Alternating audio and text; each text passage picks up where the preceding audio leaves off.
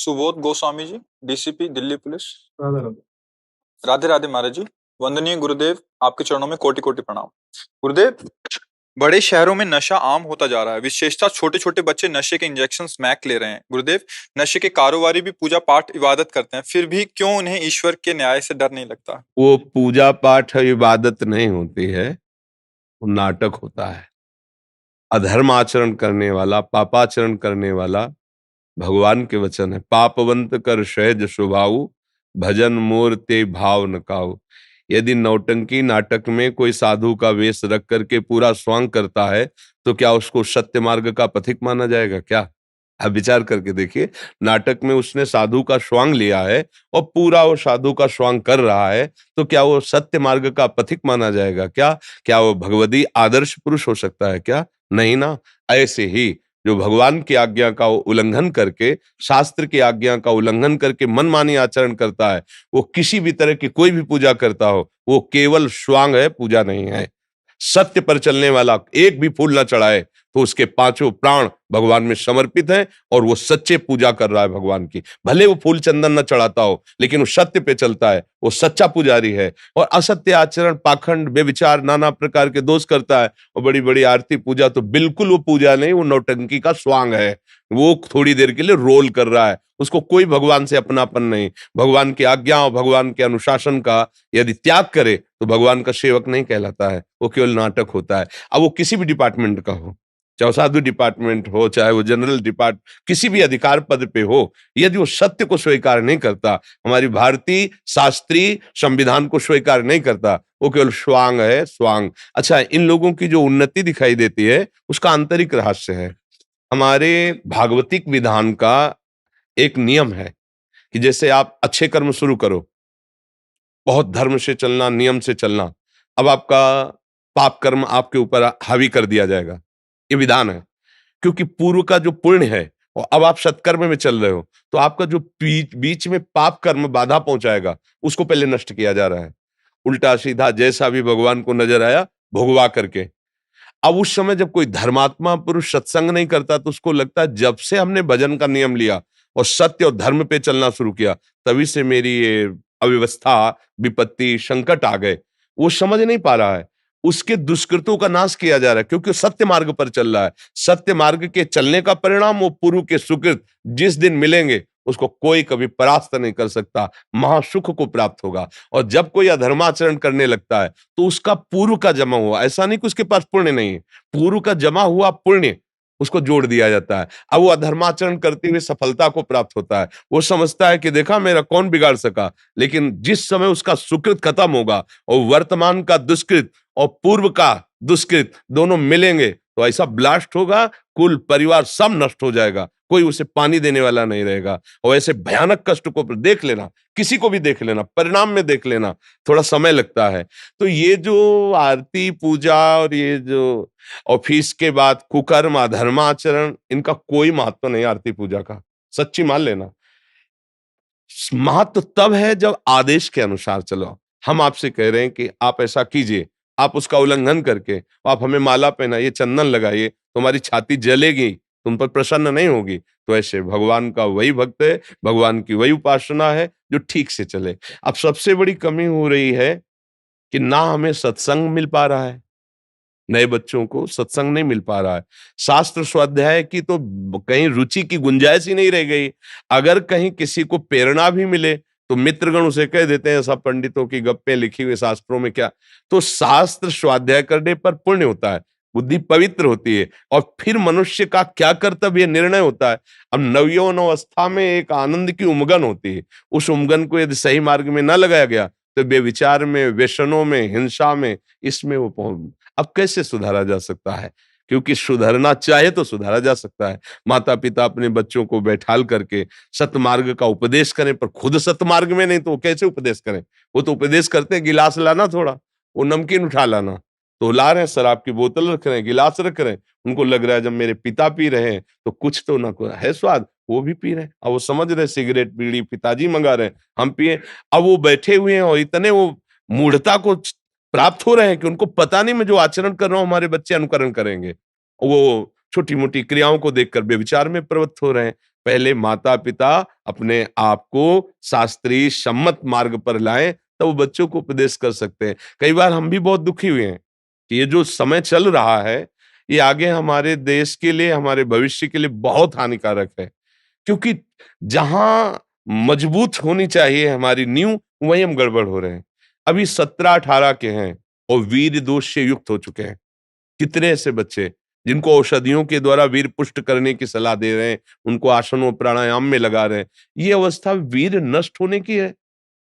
क्यों नष्ट हो रहा है? क्योंकि ये मोबाइल है, जो चाहे देख सकते हैं, जैसा चाहे भाव विचार कर सकते हैं और जब मित्रों से मिलते हैं, तो उसे सुख का वर्णन करते हैं कि ऐसा करने से सुख मिलता है, ऐसा करने से सुख मिलता है और वो सब सुख की लालसा में दुःख यो नया, ये सब दुःख देने वाले फिर ऐसी प्रवृत्तियां हो जाती है कि वही चल करके हिंसात्मक प्रवृत्ति वाले कानून का भारी-भारी अपराध करके जेलों में पड़े हैं या तो मृत्यु का शिकार बनते हैं। और ये सब नई पीढ़ियां तभी सुधरेंगे जब कम से कम उनको ये बताया जाए कि मनुष्य जीवन कितना कीमती है और इसका उद्देश्य क्या है और सुख कैसे प्राप्त होता है। सुख केवल भोगों में नहीं है, भोगों में होता आप सबके पास है। हृदय से देखो, क्या विश्राम मिल गया? क्या गोस्वामी तुलसीदास जी जैसा कहते हैं कि जाकी कृपा लवलेश ते मतिमंद तुलसीदास हूँ, पायो परम विश्राम राम समान प्रभु। जैसे केवट कह रहा है, अब कछुनाथ न चाहे। क्या ये विश्राम है? नहीं, चाह पे चाह बढ़ती। इसका मतलब अभी हम सही सुख को नहीं भोगा। अगर सही सुख मिल जाएगा तो रोम रोम प्रफुल्लित होकर सुधारा बहेगी और हृदय से भगवान से भी कहोगे कि अब कछुनाथ न चाहे। प्रभु आपने जो दिया आप नहीं चाहिए, बहुत है, बस आप अपना प्रेम दीजिए। छोटे-छोटे बच्चे, छोटी-छोटी बच्चियां जो शास्त्र सम्मत जीवन व्यतीत करके हमारे देश के काम आ सकते हैं, वही अपने जीवन को नष्ट कर। अच्छा, कोई ना दंड दे तो स्वयं दंड देते हैं। कितने ऐसे हमारे सामने नवयुवक आए कि महाराज जी मैं आत्महत्या करना चाहता हूँ। 8-8 10-10 बार हस्तमैथुन करके इतना मैं गिर चुका हूं कि अब हमारे सुधरने की गुंजाइश नहीं, ये लगता अपने जीवन को नष्ट कर। कैसे हम उनको समझाएं? अब ये अवस्था जैसे 20 वर्ष तक आप ब्रह्मचर्य रहें, फिर गृहस्थ में जाएं, तो आपका कुछ नहीं बिगड़ने वाला। जैसे गेहूं की फसल है ना, एक किसानी भाषा में उसे गलेत कहते हैं। गलेत माने अभी बाली आ रही है, अब आप काट लीजिए, एक भी दाना आपको नहीं मिलेगा और 1 महीने रुक जाइए। वो परिपक्व दाना हो जाए तो 60 मन, 50 मन उसी में खेत में निकलेगा। ऐसे ही ब्रह्मचर्य की जब ये नवकिशोर अवस्था होती है, इसको ब्रह्मचर्य में रखना चाहिए और जहां वो पाणी ग्रहण संस्कार आदि गृहस्थ में जाए, कुछ नहीं बिगड़ेगा क्योंकि उसका ब्रह्मचर्य पुष्ट रहा है। अब वो अवस्था के अनुसार गृहस्थ का भोग करने के बाद उसे विरति हो जाएगी, क्योंकि पहले ब्रह्मचर्य रहा है। अब बुढ़ापे में ब्रह्मचर्य होकर भगवत ध्यान करते हुए वो सही मार्ग। अब शास्त्र और अध्यात्म और ये सब कौन सुनना चाहता है? विचार कौन चलना चाहता है? आजकल का खान-पान, महँगी पिज़्ज़ा, बर्गर, सांसारिक वस्तुएँ, रोटी, दाल, शुद्ध सात्विक भगवान को अर्पित करके पाने वाले बच्चे ही नहीं हैं। उनका संस्कार बन गया है ये, छुट्ट-पुट्ट ऐसे, ये सब तमोगुण, रजोगुण प्रकट करते हैं। दृश्य देखो, कौन बच्चा बैठकर एकांत में कोई संत वाणी कुछ ऐसा ना, बस वही संसारिकता, गेम खेलना, संसारिक दृश्य देखना। तो अब जो हम बाल्यावस्था से देखते हैं, वही संस्कार हमारे पड़ते हैं। तो इसलिए हमें लगता है कि बच्चों से पहले माता-पिता से प्रार्थना है, बच्चों को सँभालने के पहले आप सँभलिए। यदि आप शराब पीते हैं, आप मांस खाते हैं, आप व्यसन करते हैं, आप व्यभिचार करते हैं, तो आप आशा मत रखिए कि आपका बच्चा दैवी संपत्ति से युक्त हो जाएगा, आपका बच्चा बहुत अच्छे आचरण करेगा, आशा मत रखिए, क्योंकि आपके आचरण ही प्रथम आचरण है। आप ही पहले गुरु हैं। पुत्र का सबसे बड़ा गुरु माँ होती है। मंदालशा ने अपने पुत्रों को निश्चय किया ब्रह्म प्राप्ति करानी है, तो सब पुत्रों को ब्रह्म प्राप्ति करा दी। एक वो पुराने में नौटंकी देखी थी जब बच्चे थे स्कूल में, सुल्ताना डाकू की। तो वो नौटंकी में दिखाया कि जो उसको फांसी की सजा का, तो उसने पूछा आपकी कोई अंतिम इच्छा? उनका माँ के दर्शन करना चाहता हूँ, एक बार गले लगना चाहता हूँ। माँ जी आई तो ऐसे दांत भर के नाक काट ली माँ की। ऐसा क्यों किया? बोले इस माँ का ही प्रताप है कि मैं फांसी में चढ़ने जा रहा हूँ। जब पहली कलम चुराई थी स्कूल में, तो माँ ने कहा था बहुत अच्छा बेटा काम करेगी। बस हमारा उत्साह बढ़ गया कि ये मार्ग सही है और मैं आज इतना बड़ा डाकू बना कि आज फांसी पे टंगने जा रहा हूँ, ये माँ का कारण है। तो माता-पिता अगर सही मार्ग में चल रहे हैं और सच्चे आचरण कर रहे हैं, तो मुझे लगता है कि बच्चों को ज़्यादा उपदेश देना नहीं पड़ेगा। हम लोगों के घर में पिताश्री ऐसे महात्मा थे, गृहस्थ में रहते हुए भी, कि संत महात्मा आते, भगवत चर्चा, सब ए चरण धो, चरणामृत पान करो, इन साष्टांग दंडवत करो, जब प्रसाद पाए इनकी थाली धो, उसका प्रताप हुआ कि हम भी बाबा जी बन गए, हम भी भगवान के मार्ग के पथे। अगर संतों की जूठन न मिली होती, संतों के चरण न धोए होते, संतों के वचन न सुने होते, तो संत बनने की क्षमता थोड़ी हमारे हृदय में आती, वही विषय भोगों में जाती। तो हमें लगता है माता पिता को सावधान होकर के अपने जीवन को पवित्र बनाएं और हमारे भारत की नवीन पीढ़ी बच्चों को सतमार्ग का उपदेश करें। कोई भी बच्चा नशा करेगा या व्यभिचार करेगा, वो कैसे आगे बढ़ पाएगा? वीर शक्ति स्मरण शक्ति है।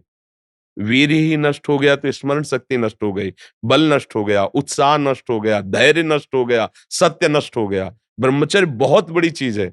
लोग जिसको एकदम खिलवाड़ समझ रहे हैं, ये तुम्हारा जीवन भी है और तुम्हारी मृत्यु भी है, तुम्हारा धर्म भी है, तुम्हारा अधर्म भी है।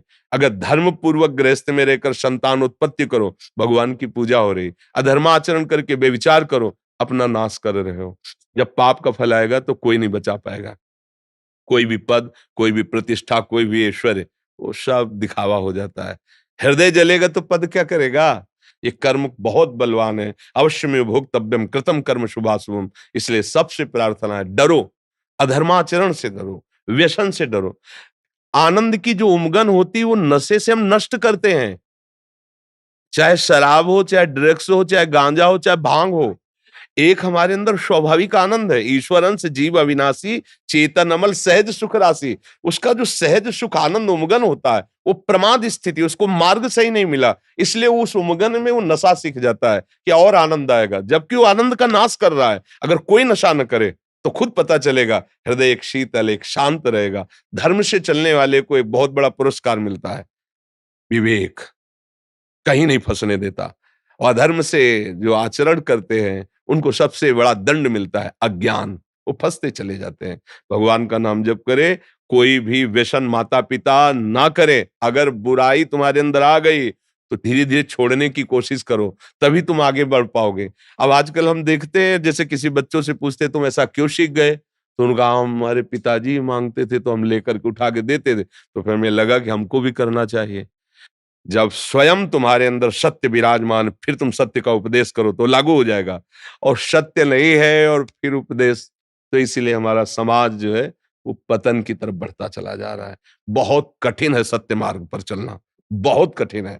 हर क्षण वृत्तियां विषयों की तरफ आकर्षित होती, उनसे लड़ करके और भगवान का चिंतन, वो आपके सबके हृदय में देख लो ना, भगवान का चिंतन करने के लिए कितनी बड़ी अंदर जो ताप उत्पन्न होती, क्लेश शक्ति, उसको सहना होता है। मन बार बार विषयों में जा रहा है, उस विषयों से हटाकर उसको प्रभु में लगाना। फिर वो जो बोलेगा कि विषय बंधन है, इसे त्याग दो, तो अब जाओ, ये तुम्हारे छा जाएगा भूत की तरह। विषय बंधन है, उसे त्याग दो, क्योंकि उसने स्वयं त्यागा है। अगर स्वयं त्यागा नहीं, फिर काम नहीं। एक संत के पास एक माँ गई, मेरा लड़का बहुत गुड़ खाता है, आप इसको रोक दीजिए तो मान जाएगा। उनका एक हफ्ते बाद आना, एक हफ्ते बाद बोले, बेटा गुड़ खाने से दांत खराब हो जाएंगे, पेट में कीड़े पड़ जाएंगे, मत पाना। बोले, बाबा अगर यही बोलना था तो उस दिन बोल देते ना। बोले, हम खुद खाते थे, इसलिए एक हफ्ता छोड़ दिया, अब आगे जीवन में नहीं खाएंगे, तब हम उपदेश देंगे। उपदेश तब लागू होता है जब स्वयं के आचरण पवित्र हो और जीवन का लक्ष्य सत्य हो, तो लागू हो ना। हमारे अब समाज में सत्य की तरफ बढ़ने की उमगन रह गई है, क्योंकि सबकी बुद्धि इस बात में बैठ गई कि धन ही सुख का कारण है, धन से भोग, भोगों में सुख, और यही आसुरी प्रवृत्ति है। इसी के कारण बड़ी बड़ी हिंसाएं, बड़े बड़े छल कपट व्यभिचार इसी के कारण बढ़ रहे हैं। सुख का कारण भगवान की एक एक वृत्ति के द्वारा भजन रूपी पूजा करना। जैसे आप हो, सरकारी पद पे हो, जो आसुरी प्रवृत्ति के लोग हैं, उनको दंड देना आपकी पूजा है। जो अधर्माचरण करते हैं, कानून के अंतर्गत रह करके उनको दंड देना है, भगवान की पूजा है। भगवान का स्मरण करते हुए, भगवत भाव रखते हुए, सत्य मार्ग में चलते हुए अधर्माचरण वालों को बख्शो नहीं, ये तुम्हारी सबसे बड़ी पूजा होगी। जितना अधिकार मिला है, अधिकार की सीमा के अंतर्गत जो है, अगर वो अधर्माचरण करते मिल जाए तो चाहे जितना हमें वो अनुकूलता दे, अनुकूलता किसी भी तरह की नहीं स्वीकार करनी चाहिए, यही भगवान की पूजा हो जाएगी। और कोई, जैसे आप बताए ना कि आरती पूजा करते हैं, फिर वो भगवान को नहीं पसंद है, आप सच्ची मानना। भगवान को सोने का सिंहासन पसंद है क्या? एक पर्वत है यहीं भूमंडल पे, 4 लाख योजन का, जिसका नाम सुमेरु है, और पूरा का पूरा सोने का है। 4 लाख योजन चौड़ा, 4 लाख रत्न गर्भा पृथ्वी है। जैसे लाल मिट्टी पीली मिट्टी निकलती है, ऐसे सोना चांदी हीरे जवाहरात से निकलते हैं। रत्न गर्भा समुद्र को कहा है। उनको चाहिए क्या, तुम्हें 100-200 ग्राम सोने का मुकुट बना दो, अधर्माचरण करो और भगवान राजी हो जाएंगे। तुमने 100-200 ग्राम सोने का मुकुट बना दिया, हमारे बड़े भाग्य। अरे उनकी सृष्टि की तरफ देखो, मारा घूम रहा है वैभव, अनंत वैभव उनका है। उनको क्या चाहिए? उनकी आज्ञा का पालन करो, सत्य मार्ग पे चलो। तो यह धर्माचरण वाले को लोगों को ऐसा भ्रम रहता है कि बर्फी पेड़ा चढ़ा देंगे, थोड़ा सोना चांदी रुपया पैसा, तो भगवान हमारा बैलेंस बनाए रखेंगे कि हम पापाचरण करेंगे वो हमारी रक्षा करेंगे। कदापि नहीं। भ्रम में ना हो जाए। जैसे किसी को भ्रम रहता है ना कि पापाचरण करूंगा, पैसा कमाऊंगा, उसमें से कुछ हिस्सा साधु महात्माओं को दे दूंगा, वो भजन करते हैं हमारा मंगल हो जाएगा। नहीं, बड़ा भारी हानि होगी। जिनका क्योंकि प्रश्न वो भी है, है। इनका प्रश्न भी है, कुछ दान करके वे अपनी काली कमाई को सफेद करते हैं, क्या ये उचित है? हाँ बिल्कुल, ये बहुत बड़ा दंड है। क्योंकि अगर तुम ये चाहते हो कि अधर्माचरण करके किसी साधु को, तो आपका धर्माचरण का धन जब उसके पास जाएगा तो उसकी बुद्धि भ्रष्ट होगी। और जब उसकी बुद्धि भ्रष्ट होगी तो भजन के त्याग कराने का अपराध और वह धर्माचरण का अपराध मिलकर तुम्हें नष्ट कर देगा। इसीलिए हम कहते हैं, सभा में कई बार कहा है, तुम्हें ठाकुर जी की कसम है, यहाँ कोई भी अधर्माचरण का अर्थ मत चढ़ा देना। क्योंकि पूरा जीवन जिन बच्चों ने अपने भगवान के लिए अर्पित किया है, तो भीख मांगकर ब्रजवासियों के टुकड़े पाकर हमें प्रभु से चाहिए। तुम ऐसा मत सोचना कि यहाँ आकर के अधर्माचरण का रख जाओ, मंगल हो जाएगा। हमारी तरफ से पहले कसम है तुम्हें कि तुम्हारा भी अमंगल होगा और हमारे अमंगल को तो हमारे भगवान बचाएंगे ही। भीष्म जी सरसैया पर पड़े हुए थे। महाराज युधिष्ठिर ने जब प्रश्न किया और भगवान ने भी प्रोत्साहित किया भीष्म जी को कि उत्तर दीजिए, तब भीष्म जी ने उपदेश शुरू किया। तो द्रौपदी जी ने हंस दिया। भीष्म जी ने कहा, हंसी क्यों बच्चा?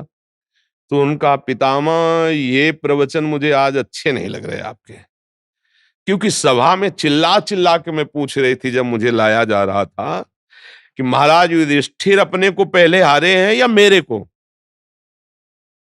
सब सभा में बैठे आप भी थे और मुझे भरोसा था कि अगर आप खड़े हो गए और बोल दिए तो मेरी वो दुर्दशा ना होती जो हो रही थी।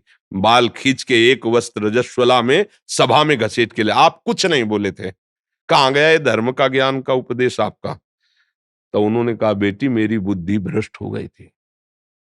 पापी दुर्योधन का पक्ष और अन्न खाने से मेरी 6 महीना बाणों की सैया में पड़ा पड़ा रक्तस्राव हो गया है। भीषण कष्ट पा रहा हूं। अब मैं पवित्र हो गया हूं, इसलिए जो प्रश्न करोगे सही उत्तर दूंगा। उस समय मेरी बुद्धि शुद्ध नहीं थी जो मैं उत्तर दे देता। तो उन्होंने उदाहरण दिया कि एक परमहंस जी जंगल में रहते थे, कंदमूल फल आदि खाते थे। तो एक राजा वहां गया, जब देखा कि वो ध्यानस्थ है तो इंतजार करता रहा। फिर प्रणाम किया और कहा, महाराज कृपा करो, आप जैसे विरक्त महापुरुष हमारे घर में आएंगे तो हमारा गृह पावन हो जाएगा। तीर्थी कुर्वन्ते तीर्थानि, आप जैसे महात्मा चरण रख दें वो स्थान तीर्थ हो जाता है, तीर्थों को भी तीर्थत्व प्राप्त होता है।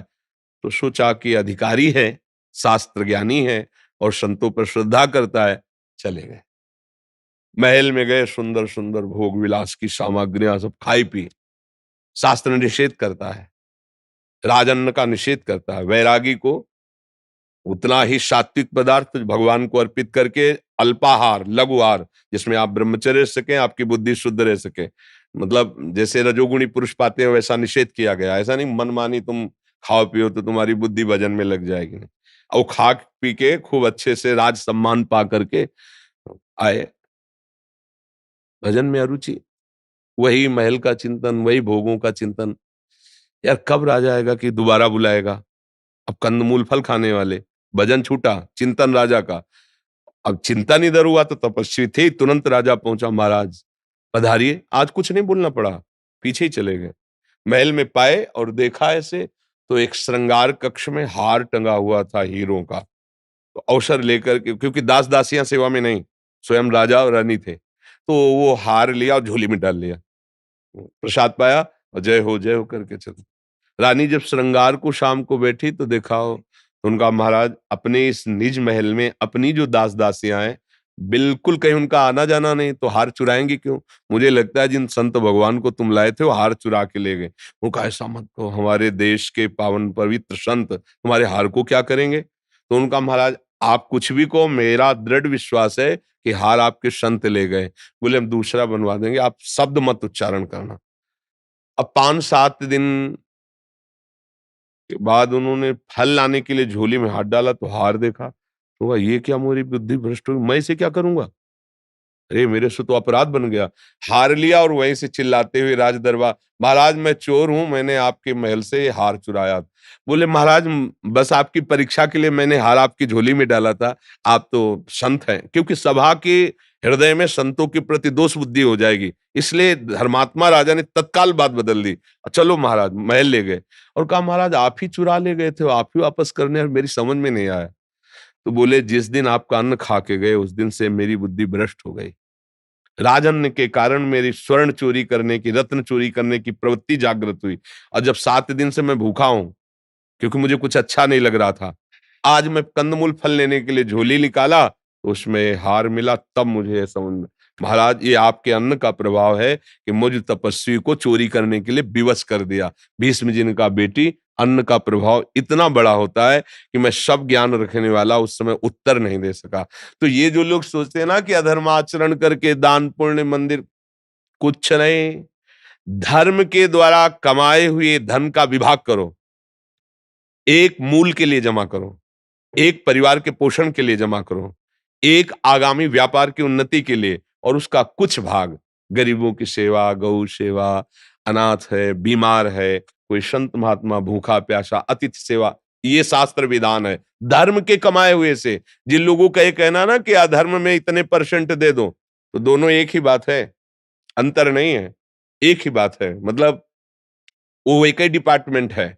नहीं तो धर्म ऐसा कभी आदेश नहीं करता कि तुम हिंसा करो, पापाचरण, चोरी करो और दान कर दो तो तुम परम पवित्र और सुखी हो जाओ। ऐसा कभी नहीं, कहीं नहीं, किसी शास्त्र में नहीं है।